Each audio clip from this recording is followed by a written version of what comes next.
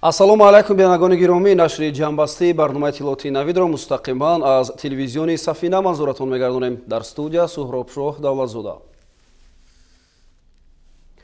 ҳамасола дар Тоҷикистон дар ҳафтаи 3 моҳи апрел ҳафтаи илм баргузор мегардад ки дар доираи он конференсия ва машваратҳои илмию амалии бозкункунандаи натиҷаи корҳои илмию таҳқиқотӣ доир мешаванд. ба ин муносибат имрӯз дар Академияи миллии илмҳои Тоҷикистон ҳамоиши сатҳи баланд доир шуд. Зикр рафт ки бо дар назардошти нақши бузурги илму маориф, ҳукумати кишвар дар даврони соҳибистиқлолӣ масъалаи рушди ин бахшҳоро яке аз самтҳои афзалиятноки сиёсати иҷтимоӣ эълон намуд. Рафти ин ҳамоиши бузургро хабарнигорони мо дар гузориши худ пайгирӣ карданд. Таваҷҷӯҳ кунед. ҳамасола 14 апрел дар ҷумҳурии Тоҷикистон ҳамчун рӯзи илм таҷлил мегардад. Имсол ин тадбирро олимону донишмандон бо дастоварду комёбиҳои назарраси илмию соҳавӣ истиқбол карданд. Дар тадбири рӯзи илми тоҷик ёрдамчии президенти ҷумҳурии Тоҷикистон оид ба масъалаҳои рушди иҷтимоӣ ва робита бо ҷомеа Эмомалӣ Насриддинзода, муовини сарвазири мамлакат Матлубахон Сатториён роҳбарияти Академияи миллии илмҳо ва ниҳодҳои дахлдори кишвар иштирок намуданд. ҳозирин нахуст дар пояи муҷассамаи яке аз бунёдгузорони Академияи илмҳои Тоҷикистон, қаҳрамони миллат Бобоҷон Ғафуров гулчанбар гузошта саҳми академик Ғафуровро дар рушд ва пешрафти илми тоҷик нек арзёбӣ карданд. Дар ин рӯз ҳамчунин ҳозирин бинои нави Институти астрофизикаи Академияи миллии илмҳои Тоҷикистонро ки дар муддати 2 сол бунёд гардидааст ифтитоҳ намуданд. Иншооти мазкур дар дораи сиёсати бунёдкоронаи пешвои муаззами миллат муҳтарам Эмомалӣ Раҳмон сохта шуда аз 4 ошина ва ҳуҷраҳои корӣ мувофиқ барои кормандон иборат аст. Институти астрофизика то ин дам дар биноҳои кӯҳнаи солҳои пешин фаъолият дошт ки ҳам барои кормандон ва ҳам барои коромӯзон шароити хубро доро набуд. Акнун баъд аз ба фаъолият пардохтани бинои нав барои кормандон, олимону таҷрибаомӯзон шароити мусоиди корӣ мувофиқ ба талаботи имрӯза фароҳам гардид. ин бинои нав барои кормандони Институти астрофизика, барои олимони Институти астрофизика як иқдоми нек, иқдоми он аст ки чун институти мо кӯҳансолтарин институт аст ва дар раванди ин ки масалан мо дар як биное менишастем ки шароитҳои номусоид буд, имрӯз мебинем ки олимони Институти астрофизика дар чунин бинои зебо, дар чунин бинои боҳашамат ва дар чунин бинои умуман замонавӣ, яъне ки фаъолият мебаранд, кор мебаранд ки дар оянда ва барои рушди ватан ҳамеша кӯшиш ба талош хоҳанд дод ва илми астрофизикаи тоҷикро баланд хоҳанд бардошт. ҳозирин бо шароитҳои бинои нав шинос шуда ба бунёдгузорони он изҳори сипос намуданд. тазаккур дода шуд ки саҳми олимони Институти астрофизика дар рушд ва пешрафти илмҳои кайҳонӣ назаррас мебошад ва дастпарваронаш низ ҳамчун мутахассиси варзидаи соҳа дар пешрафти илми тоҷик ҳиссиягузоранд. қисмати тантанавии чорабинии рӯзи илм дар толори маҷлисгоҳи Академияи миллии илмҳои Тоҷикистон баргузор шуд. дар ҳамоиши тантанавӣ ҳозирин доир ба корнамоиҳои олимону донишмандони тоҷик ибрози сухан карда таъкид доштанд ки дар 3 моҳи аввали соли 2022 олимони академия аз рӯи 112 мавзӯъ аз ҷумла 61 мавзӯи илмӣ таҳқиқотии бунёдӣ, 12 мавзӯи илмӣ таҳқиқотии амалӣ ва 22 мавзӯи илмӣ таҳқиқотии бунёдиву амалӣ корҳоро идома дода натиҷаҳои назаррасро ба даст оварданд. дар ин давра олимони иқтисодшиноси тоҷик масъалаҳои рушди инноватсионии ҷумҳурии Тоҷикистон, саноатикунонӣ бо суръати мамлакат, ташаккули сармояи инсонӣ дар рушди ҷаҳонишавӣ ва монанди инҳоро мавриди омӯзиш ва таҳқиқ қарор дода ба нишондодҳои муҳим ноил гардиданд. дар соҳаи астрофизика бо истифода аз технологияи муосири компютерӣ мушоҳидаи метеорҳо, кометаҳо, астероидҳо ва пораҳои ҳамсафарии сунъии замин гузаронида шуда астероидҳои наздизаминии табиати кометавӣ дошта ошкор гардиданд ки натиҷаҳои ин таҳқиқот барои ҳал кардани масъалаҳои хатари астероидҳову кометаҳо ба замин ва киштиҳои кайҳонӣ муҳим мебошанд, таъкид шуд дар ҳамоиш. дар охир ба як қатор олимону донишмандон ҷоизаҳои номии Академияи миллии илмҳо тақдим гардид.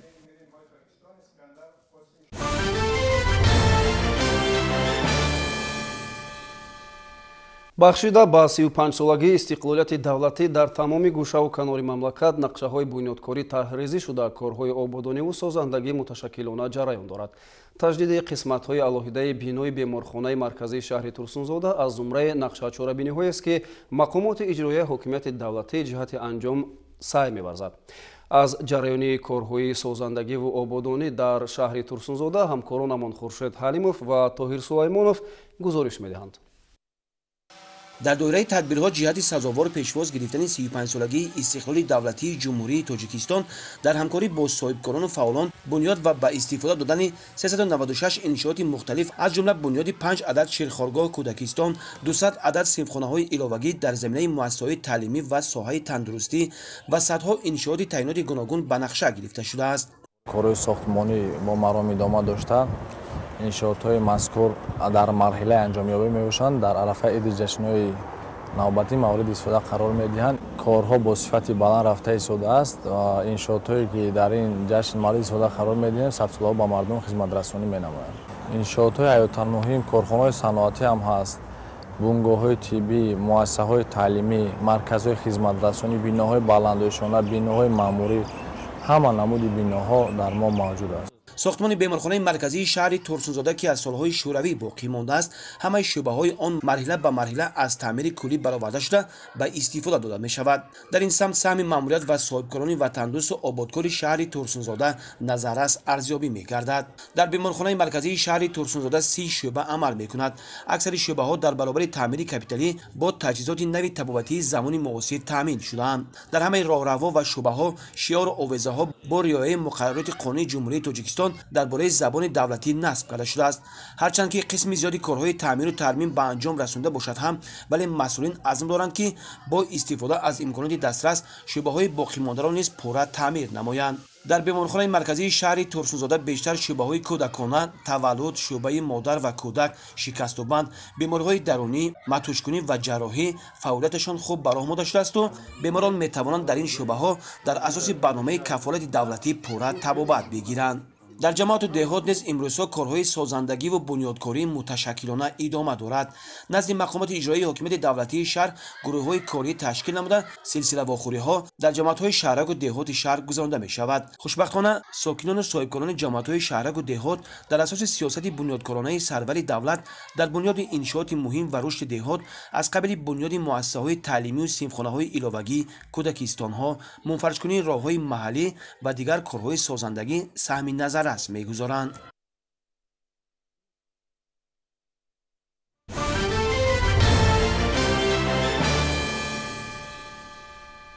ҳукумати ҷумҳурии Тоҷикистон ва вазорати тандурустӣ ва ҳифзи иҷтимоии аҳолии мамлакат бо мақсади таъмини солимии ҷомеа барномаҳои гуногуни давлатиро роҳандозӣ намуданд. инчунин дар доираи муносибатҳои ҳасана бо дигар давлатҳо дар ин самт пешравиҳо ба чашм мерасад. дар ҳамин замина волидоти клиникаи муосири сайёр имкон додааст ки ташхису табобати ройгони сокинон дар шаҳру ноҳияҳо ба роҳ монда шавад.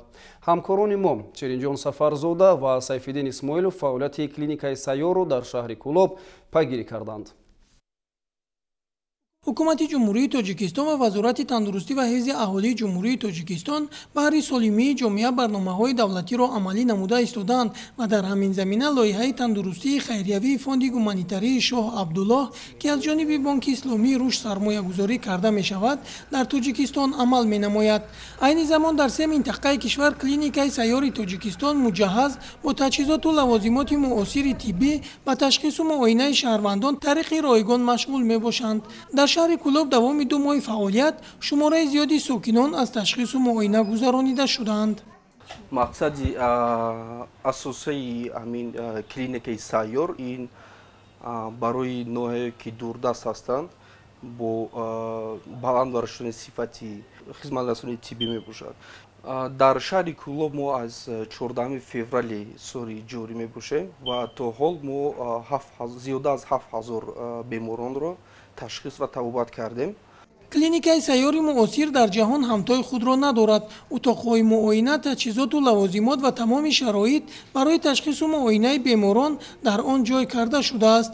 ҳангоми сафар ба минтақаҳо автомобилҳо клиникаро ба ҷои лозимӣ мебаранд ва мутахассисони техникӣ ҷои муносиб интихоб карда вобаста ба талабот ҳар як қисмати клиникаро ҷобаҷо мегузоранд ва ба хати барқу об пайваст менамоянд. вазорати тандурустии ҷумҳурии Тоҷикистон ба мо ҳамкорӣ зич дорад ва бо тавсияи онҳо ба минтақаҳо меравем. ҷои насби клиникаи сайёрро низ вазорат интихоб мекунад. мо клиникаро дар муддати 24 соат насб менамоем. агар аз ҳисоби барқ садама ва ё камбудӣ шавад, дар ҳар як трейлер таҷҳизоти барқдиҳанда ҳаст ки мо аз он истифода мебарем. барои кор дар ин клиника вазорати тандурустӣ беҳтарин мутахассисонро интихоб кардааст. интихоби мутахассисон ба клиника тариқи озмун сурат гирифта дар 3 марҳила мегузарад. мувофиқи шартнома 20% мутахассисон аз хориҷи кишвар ва 80% дигар мутахассисони Тоҷикистон мебошанд. ҳоло дар клиника ташхису муоина аз рӯи реҷаи муайян ҷараён дорад. клиникаи сайёр дорои таҷҳизоти томографӣ мебошад. ҳар як ташхис вобаста ба бемории муроҷиаткунандагон гузаронида мешавад. ба баъзе беморон дорухат медиҳанд ва дар дорухонаи клиника доруҳо ройгон дода мешаванд. ба беморон ки ҷарроҳии вазнин ва бистарикунонӣ лозим аст, ба беморхонаҳо равона мегарданд. баъзе намуди бемориҳо дар ин клиника ташхису муоина карда намешаванд. дар ин клиникаи сайёри мо ҳамаи намуди ташхисҳоро гузаронида мешавад. яъне мо лаборатория дорем, чихеле ки шумо дидед, ва кардиолог, духтури оилавӣ, духтури чашм, лор ва ба мо ултрасадо ҳастай, рентген ҳастай дар клиникаи ташхисӣ. ва чихеле ки шумо дидед клиникаи рақами 4 ин ки клиникаи ҳам компютерни томография дорад ва ҳам ҷарроҳии хурд ҳастанд. яъне дар клиникаи мо ҳамаи намуди ташхисҳоро гузаронида мешавад ба ғайр аз бемориҳои инфексионӣ. клиникаи сайёр дорои хобгоҳ барои табибону кормандони техникӣ ва ошхона мебошад. ошхона низ бо таҷҳизоту лавозимот таъмин гардидааст. айни замон клиникаи сайёри Тоҷикистон дар ноҳияҳои тобеи марказ, вилояти Суғд ва шаҳри Кӯло фаъолият карда истоданд ва баъди 4 моҳ ба дигар минтақаҳо ва шаҳру ноҳияҳо сафарбар карда мешаванд. ширинҷон Сафарзода, Сайфиддин Исмоилов аз шаҳри Кӯло барои барномаи Навид.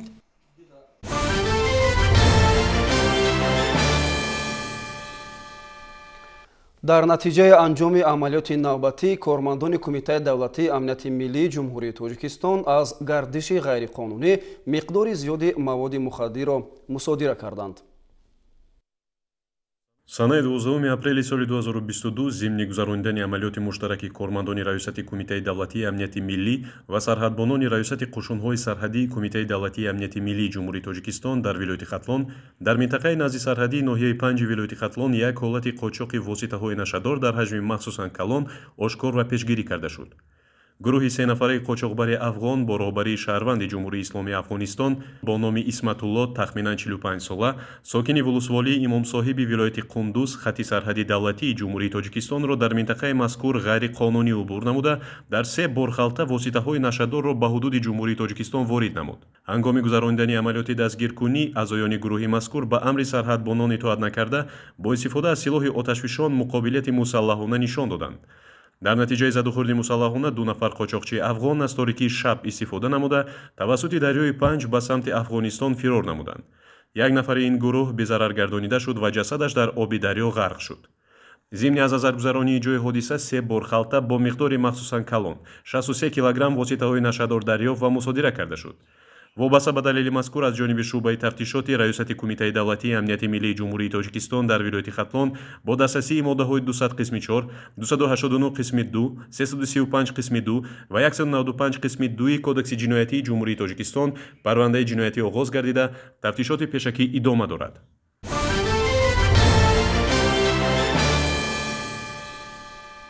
пӯшиданест ки соласол яке аз ҳадафҳои стратегии давлат ҳукумати ҷумҳурӣ, яъне таъмини амнияти озуқавории кишвар дар амал татбиқ гардида нисбат ба солҳои қаблӣ дар бозорҳои ватанӣ арзонию фаровонии маҳсулоти кишоварзӣ мушоҳида карда мешавад.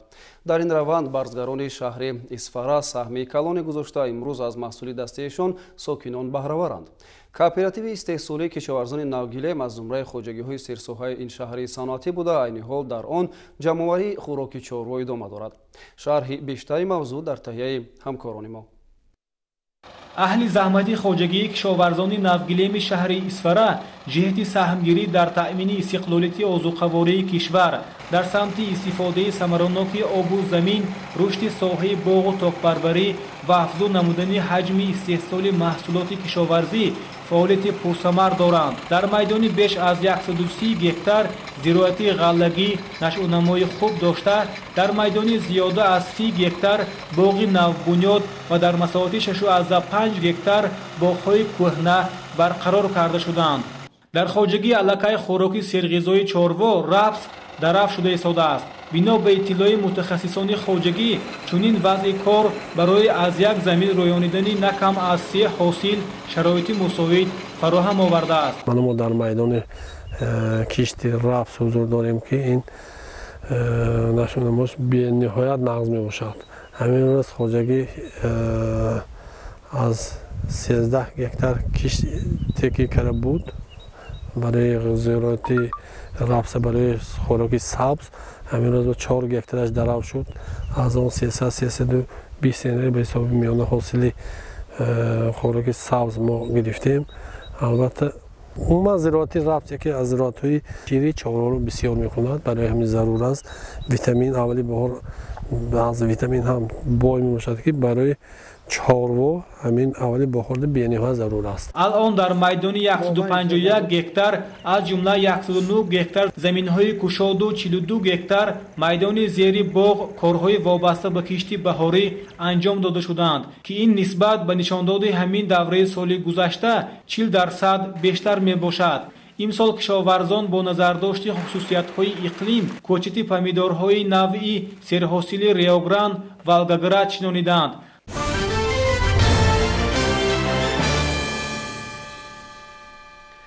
барои рӯёнидани ҳосили фаровон аз замин истифодаи таҷрибаи пешқадам ва тухмиҳои хушсифату мақсаднок истифода бурдани неъматҳои табиӣ ба манфиати кор аст.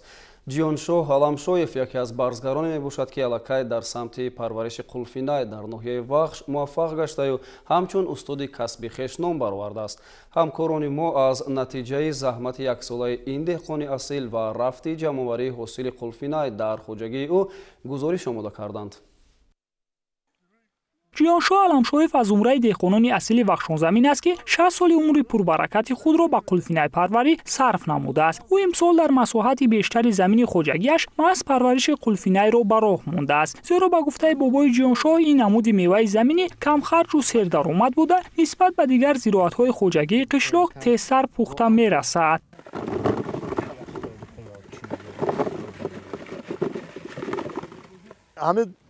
ягон зироат дар ҳамин ҳолат ҳамин хел ҳосил наметаҳад, ҳамин хел пул наметаҳад.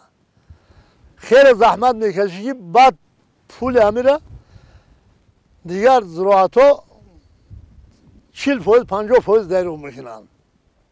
40% то 50% дигар зироатҳо дайро мекунанд. таҷрибаро мекоранд, мисол мегӯем ки 4 сум мехаранд, 2 сум мефурӯшанд. ҳамин дигар. ин охириш 3 сум, 2.5 сум. охириш ки ов мешавад, луқ мешавад, баъд дигар гизала мешавад, 3 сум меравад. тавре бобои ҷиёншоҳ мегӯяд онҳо рӯзгорашонро маҳз аз даромади ҳосили дастранҷи хеш пеш мебаранду фарзандонро низ аз ҳисоби кор дар замину парвариши ин намуди меваи баҳорӣ соҳиби хонаю дар ва оила намудааст. чанд қадаре ки мисол бинем ки мо маҳсулот бубуроя ӯво дар замин намемонанд. гирифта бурдасан бачаҳои хинмонлени обод ё кулоб ё бурда дар ҷо таъмин карданд. ҳамин вахшиши моай об барое ки ҳосили мо дар замин намесӯзад, вайрон намешавад. ба 4 тангаи ки мисол мегӯем ки мо мефурӯшем дар кафи дастмон меад. хурду хӯроки фарзандонмон ҷош намеад. мирали шомирзоев деҳқони дигари қулфинайкори ноҳияи вахш аст. ӯ ҷавон ҳам бошад аллакай ба қадри кофӣ дар самти парвариши қулфинай ба худ таҷриба андӯхтааст. ҳамин аст ки имрӯз аз ҳисоби маҳз қулфинайпарварӣ ӯ зиндагии худро пеш мебарад. 1 гектар замин хоҷагӣ деҳқонӣ дорем, оила муқати кор мекунем. хайр ман вақте хумам мешносам дар дуруи ҳамин замин инам куломникорӣ аймои август мекорем 4-5 рӯз ина сар кардем дана ина ҳосил худто ина мисол дидесин мефурӯшем зиндагӣ мебарем. ҳамаи оилаи худмон бегона нест. 1 гектар замин дорем, оилаи худмон инам оила дар мисол апамай очамай додамай ҳамин оилаи худмон зиндагии пишти ҳамия зиндагии пишти ҳамия меҳнат мекунем, ина роҳатша мебинем.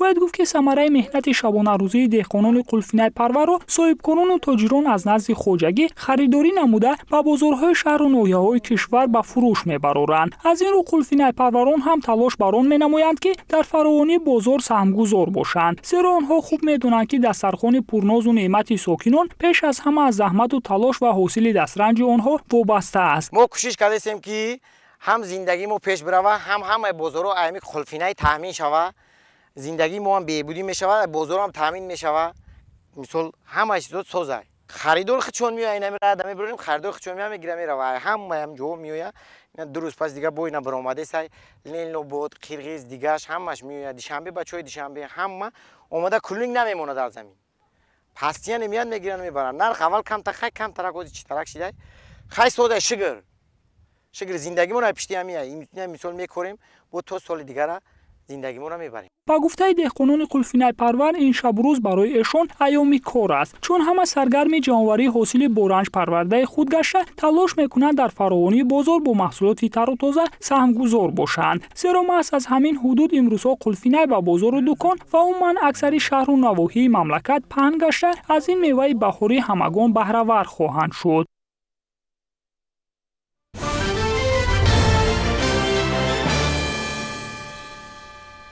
با خاطر حصه‌گذاری در تطبیق استراتژی دولتی امنیتی تامین اوزوقاворӣ کارمندان و دانشجویان دانشگاه دولتی دنغره نیز تلاش به خرج می‌دهند. جامعه مهنتی همه‌ساله توسط مهنت صداقتمندانه از زمین‌های گرد و اطراف حاصل خوب به دست می‌آورند. گزارش در این خصوص. استفاده با ثمر زمین‌های کارم در جمهوری تاجیکستان از عامل‌های مهم تامین ساکنان با جای کار، افزون نمودن حجم استحصال محصولات و به این وسیله بلند برداشتن اقتصادیاتی مملکت مساعدت می‌نماید. با این مقصد در ناحیه دنغره برابر زمین‌های وسیع خوجگی‌های دهقانی، همزمان زمین‌های پرزیدنتی و قطعه‌های نزد حوالگی و نزد تشکیلات و مؤسسه‌ها ثمراناک استفاده برده می‌شود. جمعیت استادان و دانشجویان دانشگاه دولتی دنغره در ردیف استفاده نتیجه بخش 16 گکتار زمین خوجگی یاری نزدی دانشگاه اینچنین از قطعه‌های اطراف بیناهای تعلیمی نیز به طور وسیع بهره برداری می‌نمایند. دوام 2 سال می‌شود که در حدود دانشگاه یک گرمخانه دائم عمل کننده بنیاد کرده شده. آن همچون پایگاه علمی تجربوی مورد استفاده استادان و دانشجویان قرار دارد. زمین تجربی اساساً در شرایط استحصالی کار برده می‌شود و بغیر از آن با دستگیری تشکیلات فعال و به واسطه وزارت کشاورزی تاجیکستان در نزد دانشگاه در حجم 200 متر کوادرات یعنی 2 ساتق گرمخانه تشکیل کرده شده است که با تجهیزات زمانوی نصب کرده شده است. مثلا دارای گرمخانه که هم آبی برقی و هم علوبی وجود دارد که برای در زمستان نشونما کردن رسانه‌ها شرایط گرمی را مساعد می‌کند. طور متصدیان ابراز داشتند سال گذشته از این گرمخانه حاصل فراوانی پومیدور جمع‌آوری گردیده بود. امسال باشد نشونما و حاصلبندی بودرینگ و کبودی‌ها موافق مقصد میباشد. رهبریت دانشگاه دولتی دنغره مقصد دارند که در این گرمخانه که اساساً استادان و دانشجویان و اسپیرانتان فاکولته اگراری و امنیتی اوزوقاوری دانشگاه درس‌های عملی، رساله‌های دیپلمی و کارهای علمی و تحقیقاتی خود را انجام می‌دهند. همچنین ساکنان و خوجگیداران ناحیه نیز امکان پیدا نمایند تا همکاری‌های زیچ را با عالمان متخصصان ба роҳ монда таҷрибаи пешқадаму илман асоснок карда шударо дар истеҳсолот амалӣ карда ҳосили фаровони зироатҳои гуногуни кишоварзиро ба даст биёранд. ҳамчунин дар ҳудуди донишгоҳ беш аз 10 000 бех ниҳолони дарахтони гуногуни мевадиҳандаyu ҳамешасабз ва миқдори зиёди гулу бутаҳои ороишии мавсимиву доимӣ аз дохил ва хориҷи кишвар ворид карда шуда дар ҳолати хуби парвариш қарор доранд. гирду атрофи донишгоҳ ҳам яке аз майдончаҳои таълими таҷрибавӣ ба ҳисоб меравад. чунки дар ин ҷо якчанд намуди дарахтон буттаҳои ороишӣ гулҳои гуногун парвариш карда шуда истодааст ки донишҷӯён аз рӯи ихтисосҳои гуногун омӯзиш мегузаронанд. гуфта шуд ки ниҳоли дарахтон ва гулҳои рангоранги ороишӣ баробари он ки бо зебогии саҳни ин муассисаи олӣ таровати тоза зам менамояд ҳамчунин дар анҷоми корҳои илмии устодону донишҷӯён ба таври васеъ истифода бурда мешавад. салоҳиддин неъматов, маҳмудҷони зиёиддин барои барномаи иттилоотии навид аз ноҳияи даңғара.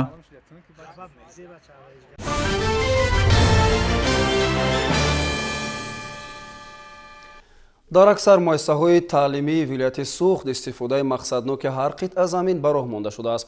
омӯзгорон мегӯянд ки истифодаи заминҳои назди мактабӣ ҷиҳати ба меҳнат ҷалб кардани хонандагон саҳмгузорӣ карда инчунин барои рушди маданияти замин истифодабарӣ шароити мусоид фароҳам меорад. гузориш дар ин бора. وابسته به اجرای دستور سپارش‌های پرزیدنت جمهوری تاجیکستان محترم امامی رحمان، اوید ثمرناک استفاده بردن زمین‌های نزد حملگی و نزد اداره معلمان و کارمندان مؤسسه تحصیلات میانه عمومی رقم 23 شهر خوجند هر وجب زمینی نزد مؤسسه را ثمرناک استفاده برده ایستادند. در میدانچه نزد مکتبی که 20 سوتیق را در بر میگیرد، کارتوشکا، سبزی، شلغم، تربوز، خربوز و چهارمغز زمینی کشت کردند. در باغ اینتنسیوی باشد چهارمغز، زردآلو، آلو، گیلاس و آلوچه شنوندند که امسال علاقه به حاصل نمودن شروع کرده است. اینچنین باغبانان مؤسسه مذکور نقشه دارند که باز قلندفری بلغاری، کرم و بادرینگ را نیز کشت کرده باشند. ما خدا خواهد من شلغم، من بورکی، من سبزی، من کارتوشکا، من نماسه کوتی، من اوزه کوچتایی و یک دوستیم پمیدور، بادرینگ شنون دوستیم حوزه و کدیم که و پرفتون پرفتوسیم.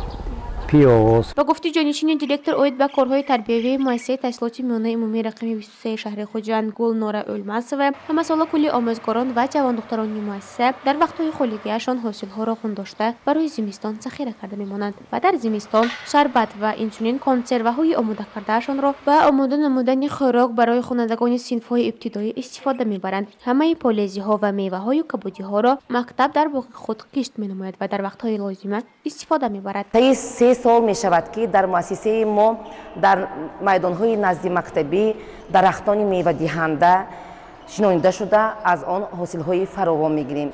اینچنین در میدان‌های نزد مؤسسوی سبزیجات‌ها، کارتوشکا، شلغم، سبزی و هم بادرینگ و پامیدور رویانده می شود. از این حاصل‌های خونداشته ما به خوانندگان کم‌بضاعت، آنهایی که از عائله‌های کم‌بضاعت هستند به آنها دسترس می‌کنیم.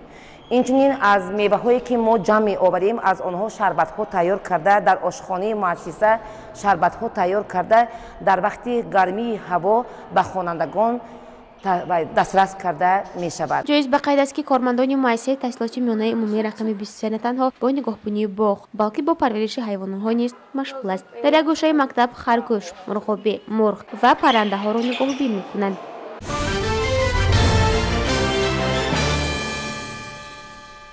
соҳаи фарҳанг ҳамеша дар мадди назари давлат ҳукумат қарор дошт, аммо имрӯзҳо бо вуҷуди дастгириҳои пайваста дар баъзе аз шаҳру навоҳии вилояти хатлон шароити кории ҳайати кормандони ин соҳа ба талабот ҷавобгӯ нест.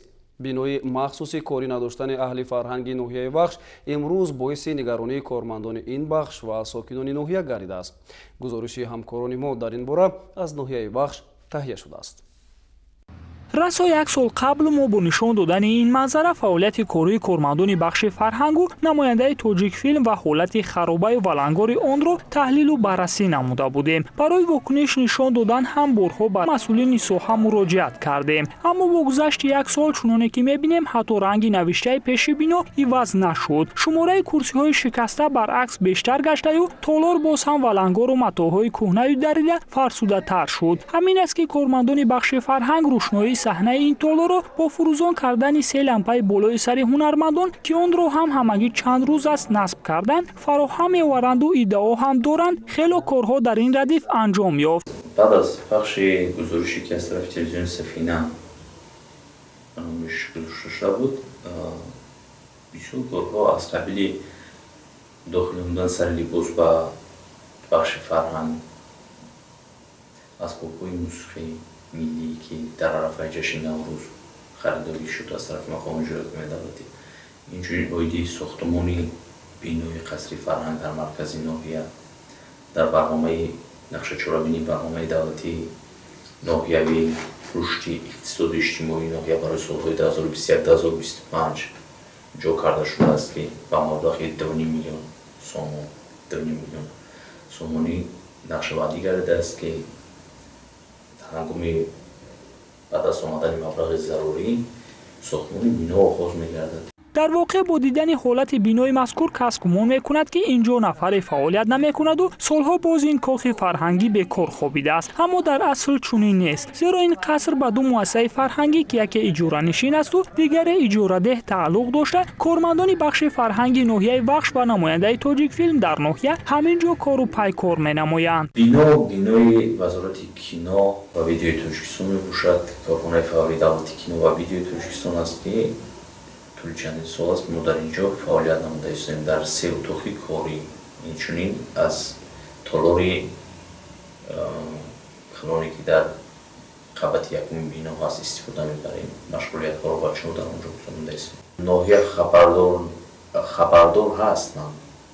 چه بگم ما حسابات هایی که میدیم به مقامات های بالایی در حسابات تمامی کمبودی اون چیزهایی که جای دارد همه این درج مییابد. ما پیشنهاد میکنیم هر ماه 3 ماه 6 ماه سالانه و دیگر اون حسابات هایی که هست ضروری ما پیشنهاد کردگیم، اما از وزارت فرهنگ تا امروز از ناحیه دیده نکرد. با ادعای اهل فرهنگ آنها در این بنا اجاره نشینند و امکان ندارند از حساب بودجه خود آن را تعمیر و تجدید نمایند. درست است که برای سامان دادن کارهای تعمیر و از نوسازی مبلغ لازم میآید، اما نباید فراموش کرد که تمیز و آزاده کردن داخل بنا اتاقهای بکار خوابیده آن را میتوان با قوه کارمندان و تشکیل شنبگی ها انجام داد. مشکلات از قبیل نرسیدن اسباب‌های موسیقی ملی که این زمان گفته گذاشتیم بدن که در عرفه همین چرابینی‌های بخش به جشن بین‌المللی نوروز از طرف مقامات اجرایی حکومت دولت نوحه‌ای وقت که با ما مبلغ ضرور جدا نمودن، ما خریداری نمودیم، نمره خریداری کردیم و اسباب‌های ضربی تبلک و نای، کرنای، ربابی قشقری، ربابی پریما و دیگر اون لوازماتی که با ما ضرور بود باید گفت که چنین حال و هوا و وضع چشم نادید و گوش ناشنوید برطرف نگشتن کمبودی ها واقعا نگران کننده بوده از مناسبت سرد مسئولین درک می‌دهد، زیرا اگر ایشان در فکر فراهم آوردن شرایط خوبی کاری برای کارمندان بخش فرهنگ می‌شدند تا امروز هیچ نه این بنا از تعمیر جاری می‌برآمد.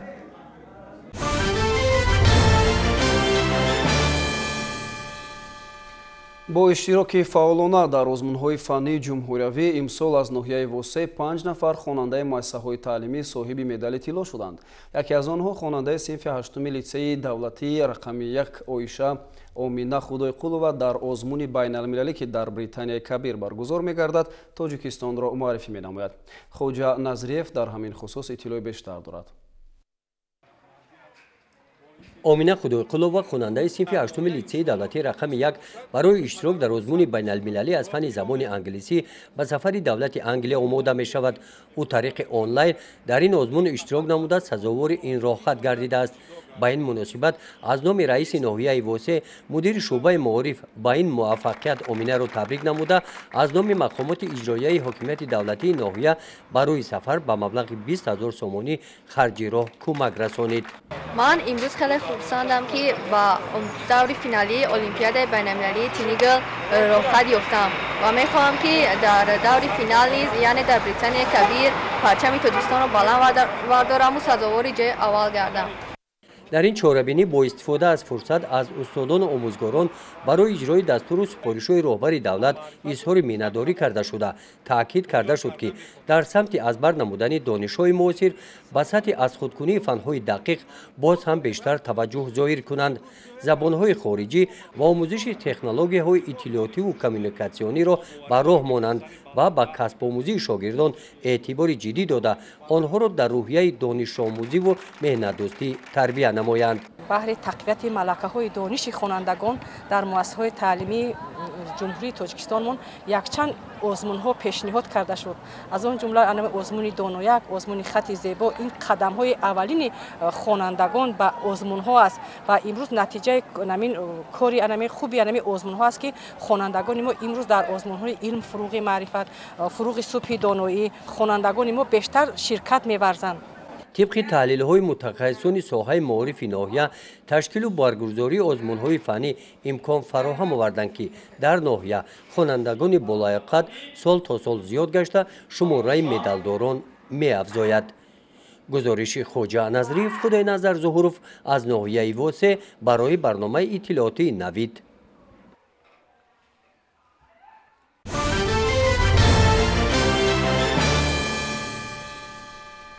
дар африқои ҷанубӣ дар робита ба сар задани обхезӣ ҳолати фавқулода эълон шуд. обхезии шадид дар ин кишвар боиси марги 443 нафар гардид. дар соҳилҳои назди Тунис бошад ғарқшавии киштии боркашонӣ ба қайд гирифта шуд. шарҳи ин ва дигар хабарҳо аз хориҷи кишвар.